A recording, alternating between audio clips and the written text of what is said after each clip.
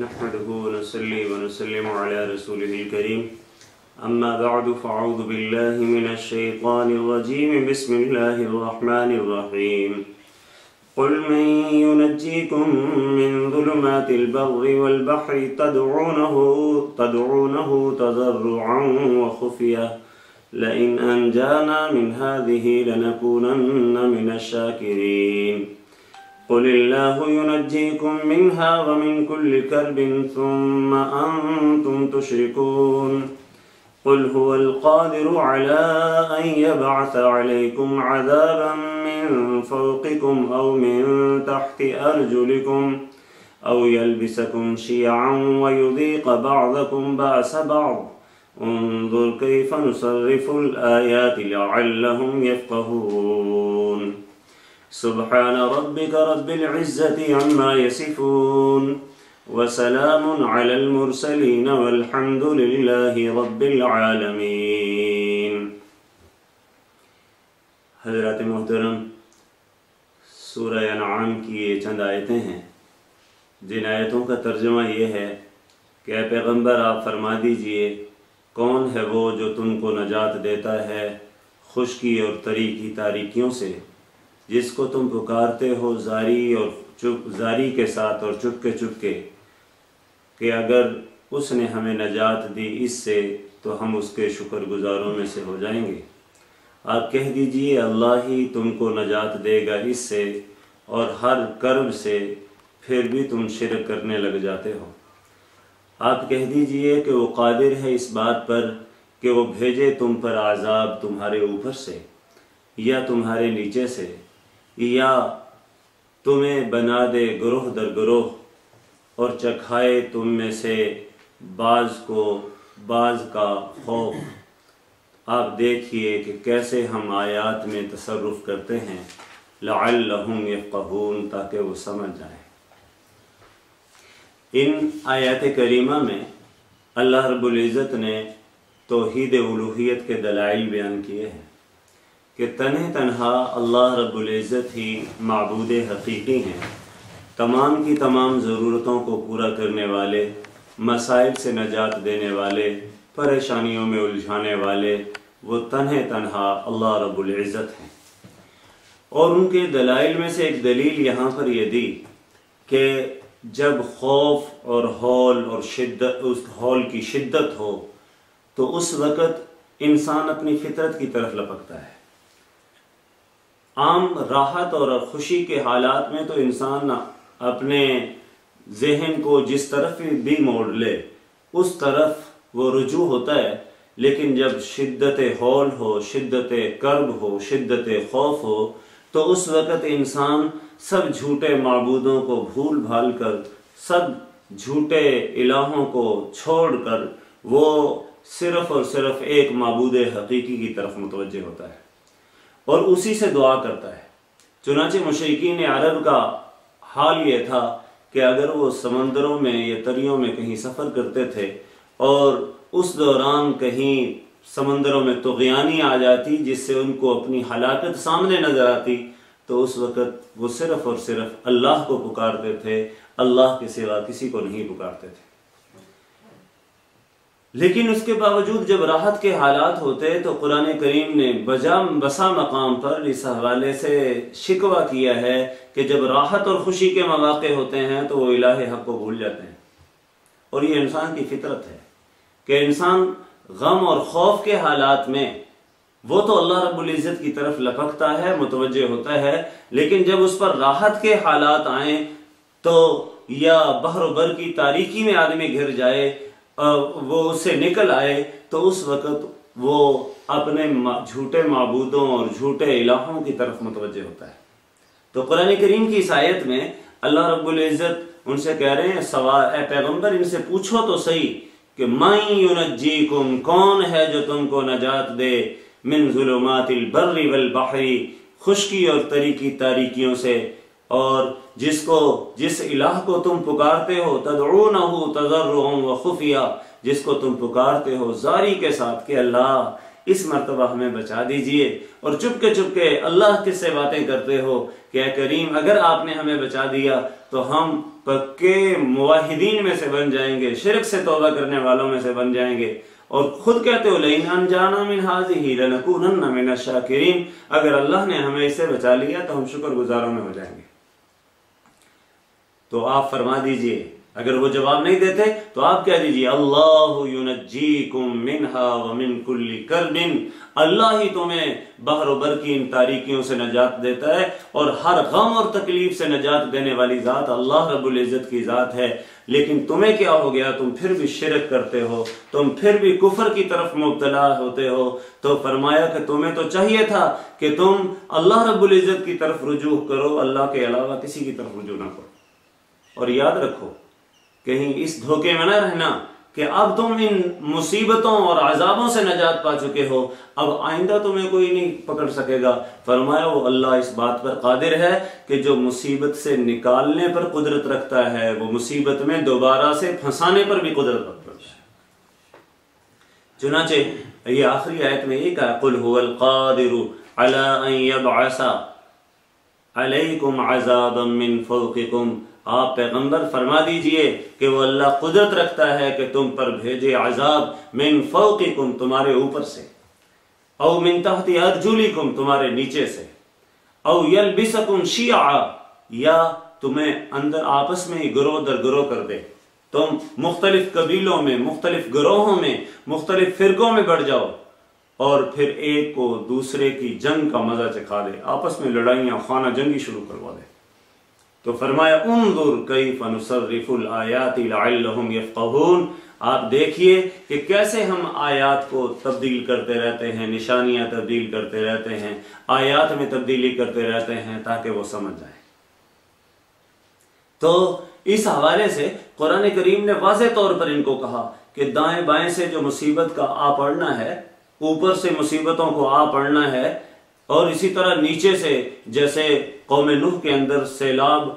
نیچے سے زمینی آفتوں میں سے ظاہر ہوا ہے، اور بسا قوموں میں قوم لوط پر اوپر سے عذاب آیا ہے، تو اللہ فرما رہے ہیں کہ وہ اللہ تو اس بات پر قادر ہے کہ وہ اوپر سے عذاب بھیجے، وہ اس بات پر قادر ہے کہ نیچے سے عذاب بھیجے، وہ اس بات پر بھی قادر ہے کہ تمہارے اندر سے عذاب کو ظاہر کر دے، کہ آپس کے اندر خانہ جنگیاں کروا دے۔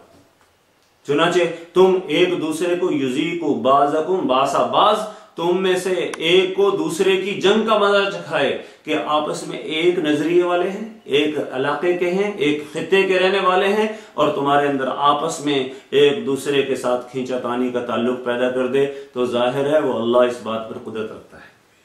چنانچہ جس طرح یہ آسمانی عذاب ہیں، زمینی عذاب ہیں، اسی طرح یہ داخلی عذاب مختلف قوموں کے اندر خانہ جنگیوں کی صورت پیدا ہو جانا، یہ بھی اللہ کا عذاب ہے۔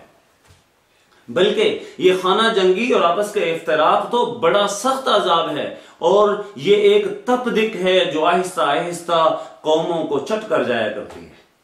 جب قومیں باہم دست و گریبان ہوتی ہیں تو اس وقت ان قوموں کا شرازہ بکھر جایا کرتا ہے، اور یہ چوطرفہ لڑائی جب شروع ہوتی ہے، چاروں طرف سے وہ صوبائی، اسی طرح علاقائیت یا اسی طرح لسانیت کی بنیاد پر جو جنگیں ہوتی ہیں، اور وہ قوموں کے جسم کے اندر جاری ہوتی ہیں، تو دن رات ان کا پیچھا کرتی ہیں، حتیٰ کہ رات کو آدمی سو رہا ہوتا ہے تو وہ صوبائیت کی جنگ میں سلگ رہا ہوتا ہے، وہ لسانیت کی جنگ میں سلگ رہا ہوتا ہے، وہ مختلف قوموں کے اندر اس حوالے سے وہ آپس میں بھڑک رہے ہوتے ہیں کہ صبح اٹھوں گا، اچھا تو میں فلاں زبان والوں کے ساتھ اس قسم کی ان کے خلاف پلاننگ کروں گا۔ چنانچہ نتیجہ کیا نکلتا ہے، اور یہ ایسی آگ میں سلگ رہے ہوتے ہیں جن کو خود اس آگ کے بھیانک قسم کے نتائج کا احساس تک نہیں ہوتا، اور انہیں یہ احساس بھی نہیں ہوتا کہ انجام کیا ہوگا۔ اور مسلمانوں کے ساتھ، اور یہاں پوری مسلمانوں کی جو تاریخ ہے اس قسم کے عذاب کے مناظر سے بھری ہوئی ہے، آپس کی خانہ جنگیوں سے۔ بغداد کی تباہی دیکھ لیجیے، اسپین سے اسلام اور مسلمانوں کا نام و نشان مٹا دیا گیا۔ بر صغیر یہ متحدہ ہندوستان کے اندر ایک طویل عرصہ تک مسلمانوں کی حکومت رہی، اور اس کے بعد وہ مسلمانوں کی حکومت چھینی، اور یہ بٹوارا ہوا پاکستان اور ہندوستان کا، اور کیا حالات ہوئے ماضی قریب میں، تو یہ سارے کے سارے معاملات وہ انتہائی یہ آپس کی خانہ جنگیاں انہوں نے قوموں کو تباہ و برباد کر دیا۔ اور اگر پاکستان بننے کے بعد ہم دیکھیں تو یہاں پر وہ جو لسانیت کی بنیاد پر یہ پاکستان دو لخت ہوا تھا، دو ٹکڑے ہوئے تھے، مشرقی پاکستان اور مغربی پاکستان کے حوالے سے، وہ آج ایک ناسور ہے جس کی سزا آج تک ہمیں بھگتنا پڑ رہی ہے۔ اور اسی طرح زمان لبنان کے مسلمانوں کا حال کیا ہوا ہے، اور اسی طرح یہود نے جو یہاں پر بیت المقدس میں آ کے اپنے وہ تسلط جمایا ہے، آج فلسطین کا وجود خطرے میں ہے۔ اس کے اندر وہ صرف بیرونی معاملات نہیں ہیں، وہ داخلی خانہ جنگیاں اور آپس کی لڑائیاں، جس کے بارے میں قرآن کہہ رہا ہے یذیق بعضکم باس بعض، اللہ تم میں سے بعض کو بعض کی جنگ کا مزہ چکھائے، آپس میں باہم دست و گریبان کر دے، اور یہ بھی اللہ کے عذاب کی ایک صورت ہے۔ تو بے شمار یہ مثالیں موجود ہیں،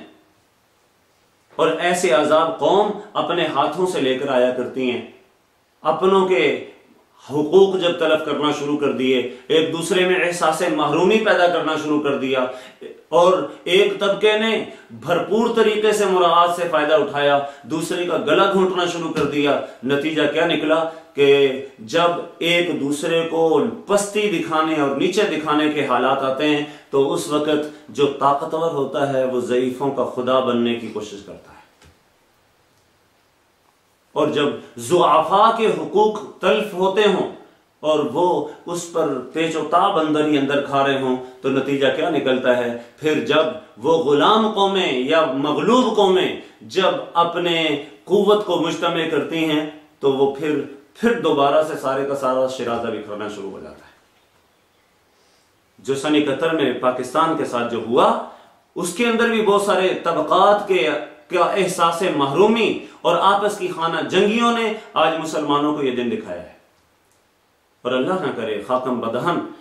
اگر ایسے ہی اسی قسم کے حالات پیدا ہو جائیں، آپس میں ایک دوسروں کے ساتھ دست و گریبان اور باہمی خانہ جنگیوں کا سلسلہ شروع ہو جائے تو جو چھوٹے چھوٹے ٹکڑوں میں ریاستیں بٹی ہوئی ہوتی ہیں، ان ریاستوں کو بھی اپنا وجود باقی رکھنا مشکل ہو جائے گا۔ یہاں پر ضرورت اس امر کی ہے کہ ایک تو ایک دوسرے کے حقوق کی ادائیگی، اور کسی کو احساس محرومی کے ایسے حالات پیدا کر دینا کہ دوسرا احساس محرومی کا شکار ہو جائے، اس سے اپنے آپ کو بچنا بھی ہوگا، خود بھی بچنا ہوگا، دوسروں کو بچانا بھی ہوگا۔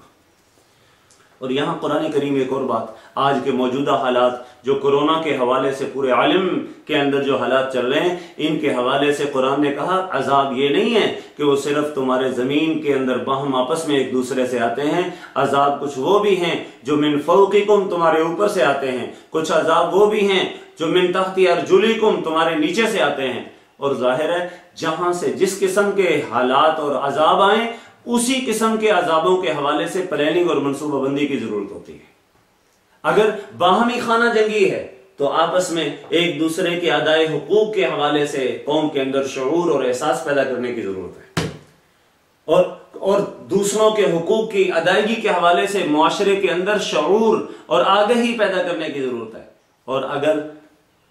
اس کے علاوہ کوئی زمینی آفتیں آ رہی ہیں، آسمانی آفتیں آ رہی ہیں، تو ظاہر ہے سماوی آفتوں کا علاج وہ صرف احتیاطی تدبیریں نہیں ہوتی۔ ٹھیک ہے، احتیاطی تدابیر بھی کسی درجے میں ہوتی ہیں، وہ ایک سبب کے درجے میں ان کی اہمیت ہوتی ہے، ان کی اہمیت کا انکار نہیں، لیکن جب آفت آسمان سے آئے تو وہاں پر ضرورت ہوتی ہے آسمان والے کی طرف رجوع کرنے کی، وہاں پر ضرورت ہوتی ہے اس کی طرف استغفار کرنے کی، وہاں پر ضرورت ہوتی ہے قوم کو اس بات کی طرف متوجہ کرنے کی کہ اپنے تمام کے تمام معاصی سے پکی سچی توبہ کرو اور اللہ رب العزت کو مناؤ اور اس کو راضی کرو تاکہ تم سے یہ آفت اور مصیبت چلے۔ اور وہاں ضرورت اس امر کی ہوتی ہے کہ قوم کو اجتماعی طور پر وہ شعور اور آگہی مہیا کی جائے کہ جس مالک کو تم نے اپنے عملوں کی وجہ سے ناراض کیا ہے اور جس کی وجہ سے یہ سماوی آفتیں اور آسمانی عذاب آئے ہوئے ہیں، ان آسمانی عذابوں کو ٹالنے کا واحد ذریعہ اور واحد حل یہ ہے اسی مالک حقیقی جس کی طرف سے آئی ہے، اس مالک کو منانے کی فکر کی جائے۔ اور قرآن کریم نے بسا مقامات پر اس بات کا تقاضا کیا ہے کہ ظاہر ہے جو عذاب